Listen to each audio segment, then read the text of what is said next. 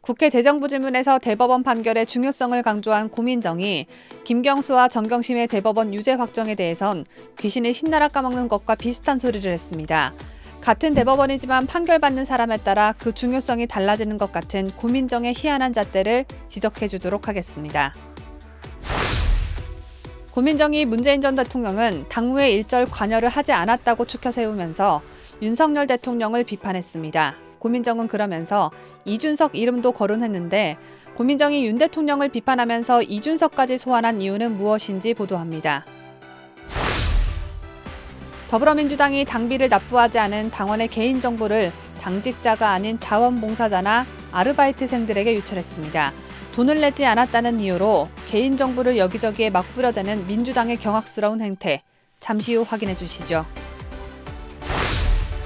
이재명이 전 쌍방울 회장인 김성태와 관련해 알리바이를 주장했지만 이 알리바이가 오히려 이재명 자신을 구렁텅이로 빠뜨리는 자충수가 될 것으로 전망됩니다. 이재명이 알리바이를 허술하게 주장했기 때문인데 이재명이 한 발언을 토대로 이재명이 얼마나 덜 떨어진 알리바이를 주장했는지 짚어봅니다. 저는 10초 후에 돌아오겠습니다.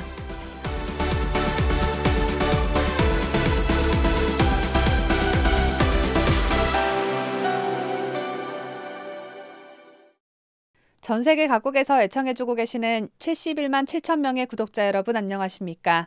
2023년 2월 8일 수요일에 전해드리는 뉴스데일리 베스트 시작합니다. 국회 대정부질문 첫날이었던 지난 6일 가장 화제가 된 장면 중 하나는 정청래의 한동훈 장관을 향한 왜 이렇게 깐족대냐라고 말한 부분이었죠. 이 장면은 제가 어제 7일자 영상으로 소개해드린 바 있는데 정청래 말고도 화제가 됐던 장면이 또 있었습니다. 바로 고민정이가 역시 한동훈 법무장관에게 질문을 던진 대목이었는데요. 고민정은 한 장관에게 대뜸 대법원 판결이 중요한가라고 물었고 한 장관이 무슨 말씀이시죠? 라며 당황한 장면입니다. 먼저 이 장면 영상으로 직접 만나보고 이야기 이어나가겠습니다. 그리고 11월 지난해였습니다.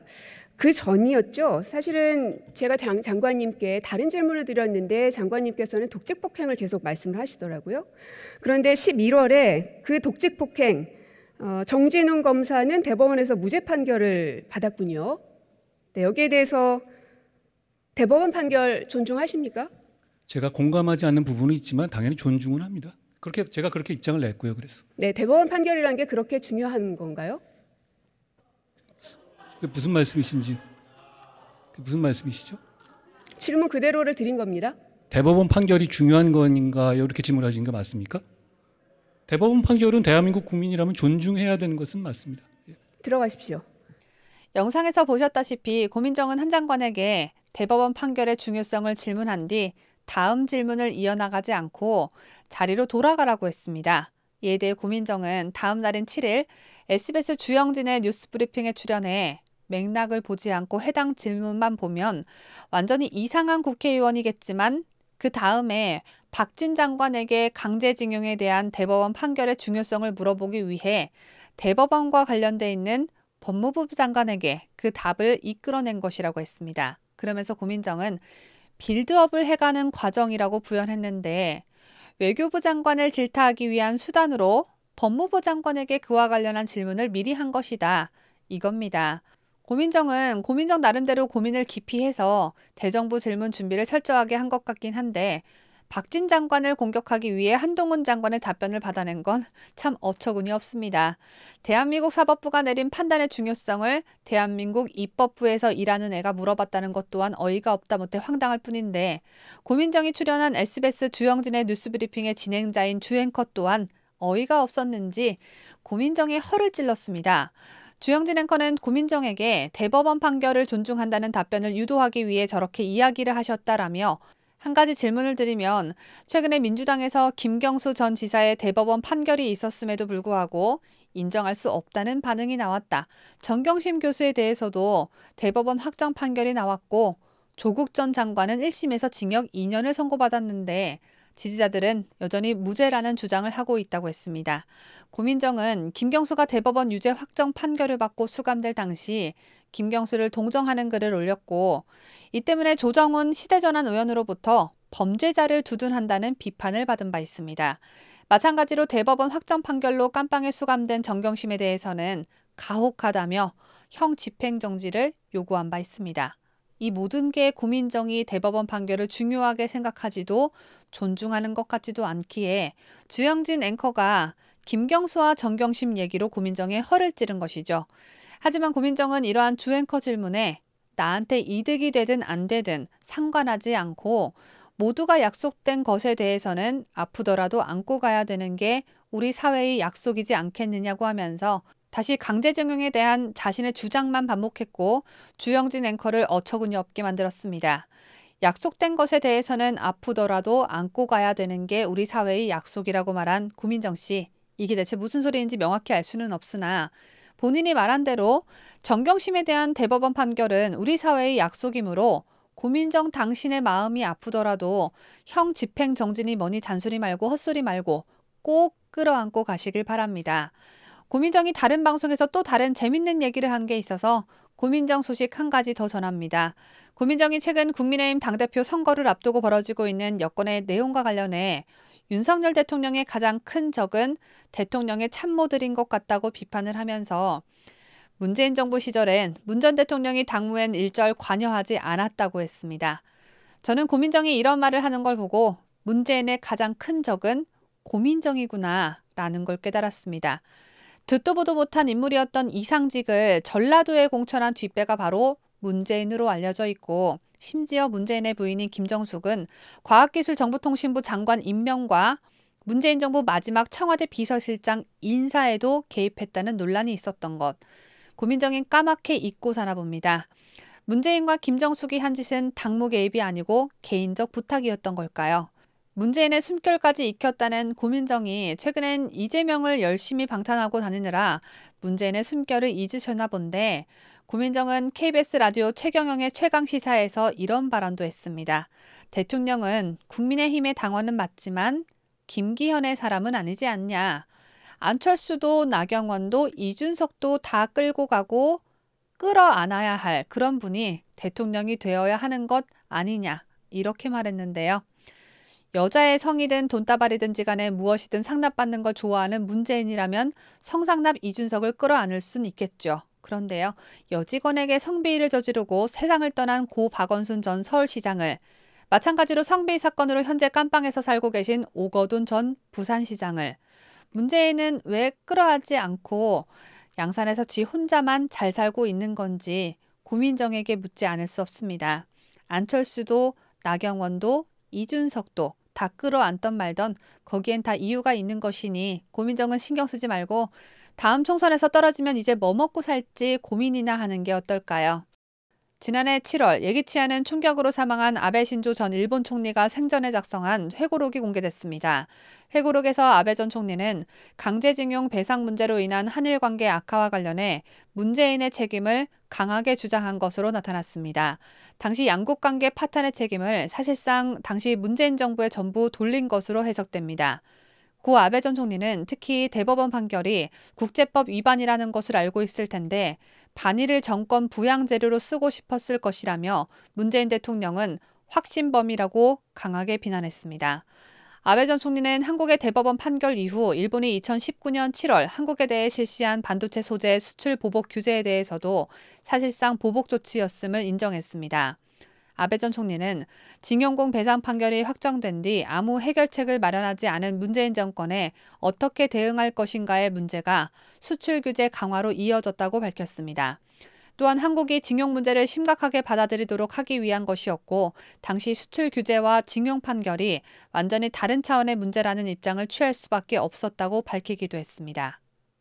다음 소식입니다.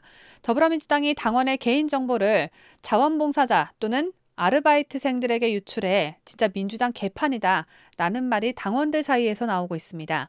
제 입이 거친 게 아니라 실제로 민주당 당원들이 한 비난입니다. 최근 우리 사회는 주민등록번호나 휴대전화 번호를 이용해 범죄를 저지르는 일이 많기 때문에 개인정보는 굉장히 민감한 부분이죠. 그런데 민주당은 왜 이런 짓을 벌인 걸까요? 민주당은 지난 1일부터 당원 정비 사업을 진행하고 있습니다. 차기 총선을 앞두고 당원의 주소지, 당비 납부 여부, 당원 가입 인지 여부 등을 확인하는 당원 전수조사를 실시하는데 1년 이상 당비를 체납 중인 당비 약정 지역 당원, 최근 3개월 동안 당비를 체납한 당원 등이 조사 대상입니다. 당비를 내지 않으면 당대표 선거나 총선 후보자 경선 등에서 투표 권한이 없어지기 때문에 민주당은 해마다 한 번씩 조사를 실시하고 있습니다.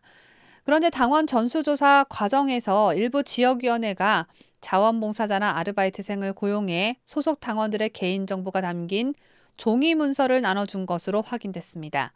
이 문서에는 당원들의 이름과 연락처 그리고 주소 등이 담겼습니다. 민주당에 따르면 이번 당원 전수조사 대상은 약 80만 명이라고 합니다. 수도권에 위치한 민주당 한 지역위원회 관계자는 7일 뉴데일리와의 통화에서 당원의 개인정보가 담긴 문서를 자원봉사자들에게 나눠주고 일이 끝나면 회수했다고 당당히 밝혔습니다. 반면 민주당원인 A씨는 최근 민주당 자원봉사자로부터 전화를 받았다라며 당원정보 정비 사업 중이다. 당비가 3개월 이상 미납돼 있다고 전화가 왔다. 중앙당에서 하는 사업이고 자신은 자원봉사자라고 했다고 말했습니다. 이어 때가 되면 내겠다고 했더니 계속 당원 자격을 유지할 거냐고 해서 고민 중이라고 답했다며 탈당은 당 홈페이지나 어플을 이용하면 된다는 뜬금없는 말을 들었다고 덧붙였습니다. 민주당의 이재명 리스크 때문에 당비를 납부하지 않고 있다고 밝힌 A씨는 02나 031 같은 지역번호가 아닌 휴대폰 번호로 전화가 와서 의심이 들었다며 누군가 개인 폰에 내 번호와 개인정보를 담고 있다고 생각하니 매우 불쾌했다고 토로했습니다. 개인정보보호법 제11조에 따르면 정보 주체의 동의를 받지 아니하고 개인정보를 제3자에게 제공한 자와 그 사정을 알고 개인정보를 제공받은 자는 5년 이하의 징역 또는 5천만 원 이하의 벌금에 처합니다. 동의를 받지 않은 개인을 알아볼 수 없게 처리된 정보라 할지라도 학술 연구 및 통계 작성 목적으로만 사용할 수 있게 제한됩니다. 이름과 연락처 그리고 주소는 개인을 특정할 수 있는 정보이죠. 때문에 당사자와 동의 없이 제3자에게 개인정보를 제공한 민주당은 개인정보보호법 위반 가능성이 농후해 보입니다. 민주당은 인력이 부족한 상황에서 수십만 명에게 전화를 돌려야 하기 때문에 아르바이트생 등을 고용할 수밖에 없다는 의견입니다. 하지만 민주당이 당원의 개인정보를 유출한 데 따른 비난은 거세게 일고 있습니다. 민주당원으로 추정되는 한 네티즌은 트위터에 자원봉사자라면서 당비 미납이라고 전화와서 당직자도 아닌데 당원 개인 신상을 어떻게 아느냐고 이거 불법이라고 이름 대라고 하니 자긴 권한이 없대. 아니 권한도 없는 사람이 당원 신상을 알고 있는 게 말이 되냐고 했더니 다신 전화 안 한다고 죄송하다는데 미친 거 아니냐고 민주당 이게 공당이 할 짓이야? 라고 불쾌감을 드러냈습니다. 또 다른 네티즌도 민주당 사무실이라고 연락 와서는 당비 미납 중이신데 탈당할 거냐고 묻길래 그런 의사를 전하지도 않았는데 무슨 자격으로 그런 걸 조사하냐고 소속과 이름 밝히라고 하니 본인은 알바라고만 얼버무리네. 그걸 왜 묻냐고 쌩 난리를 쳤더니 죄송합니다 라며 황급히 끊음. 진짜 민주당 개판일세 기분 더럽다고 했습니다. 이외에도 당대표도 그렇고 하는 짓들이 마음에 안 들어서 당비를 안 내고 있는데 추후에 하는 것 봐서 다시 낼 수도 있다고 얘기했다. 이재명 때문에 당비 정지했다니까 열심히 한다길래 범죄를 열심히 저지르냐니까 털어도 먼지가 안 나온다나 등의 반응이 이어졌습니다. 민주당아, 니네 당원들이 이재명 때문에 당비를 내기 싫다고 합니다. 안 그래도 민주당을 계속 지지할까 말까 고민인 사람들인데 개인정보까지 유출하다니. 전과자를 당대표로 둔 민주당답게 범죄를 인식하지 못하고 있는 것 같습니다. 아니면 범죄인 줄 알면서도 뻔뻔하게 범죄를 저지르고 있는 걸 수도 있겠습니다. 이재명 얘기가 나온 김에 이재명 관련 소식 이어나가겠습니다.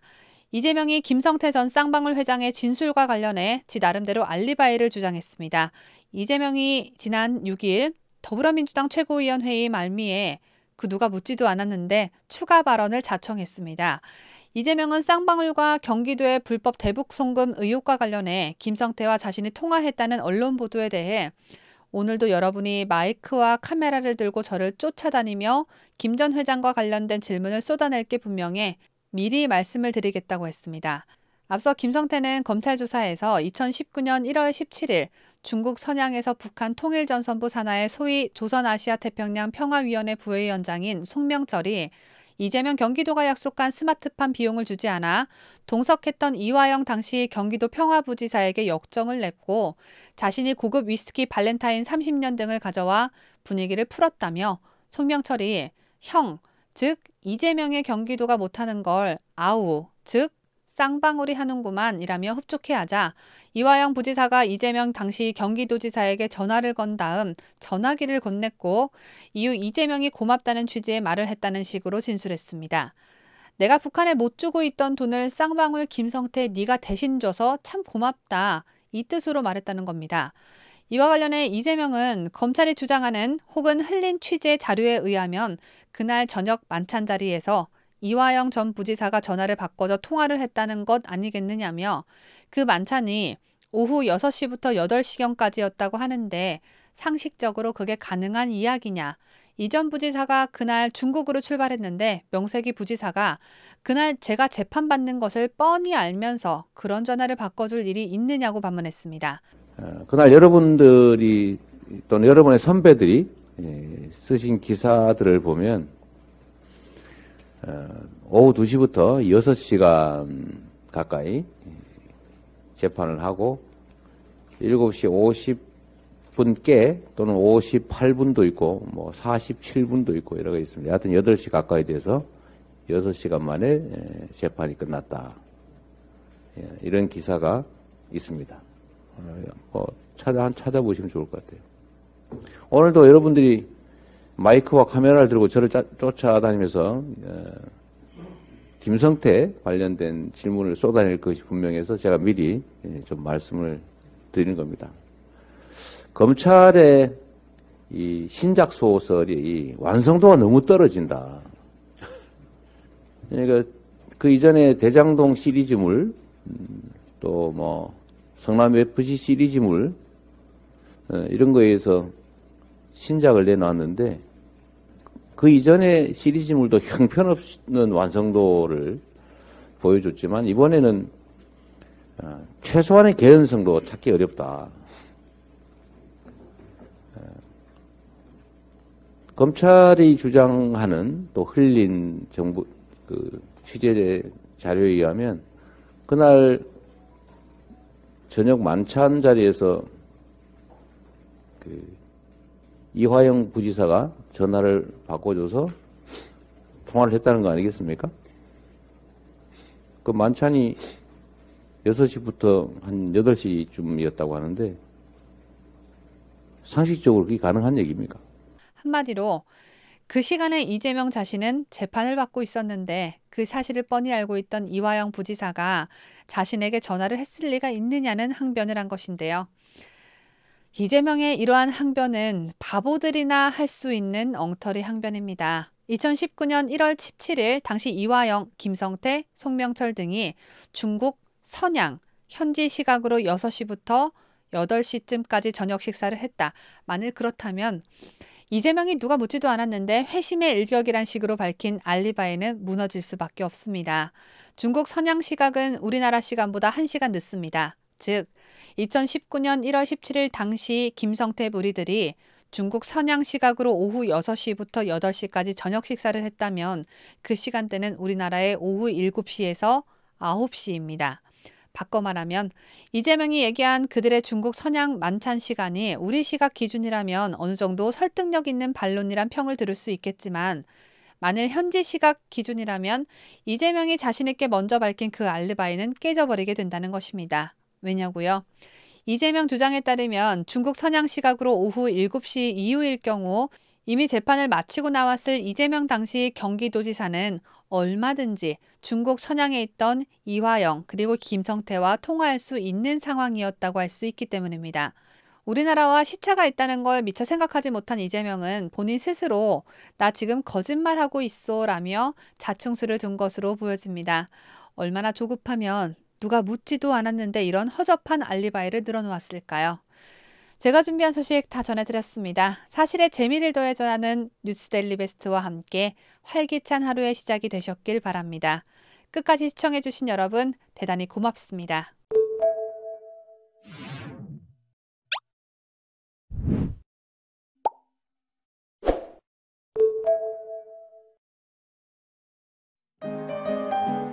뉴스데일리 베스트는 구독자 여러분의 소중한 구독료를 운영합니다. 여러분의 자발적 구독료 참여를 기다립니다.